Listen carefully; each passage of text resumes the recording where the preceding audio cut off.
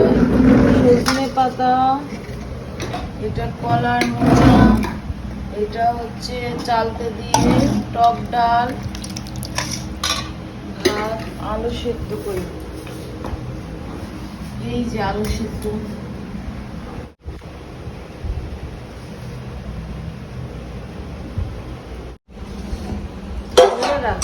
কি দিয়ে খাচ্ছ গো?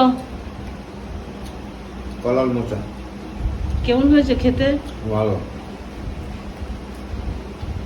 খুব ভালো হয়েছে কলার মোচা। খাও। আজকে কলার মোচাটা ভালো হয়েছে রান্না, তাই না? মিষ্টি মিষ্টি টক, এই টাটকা কলার মোচা দেখো ভালো গলেছে।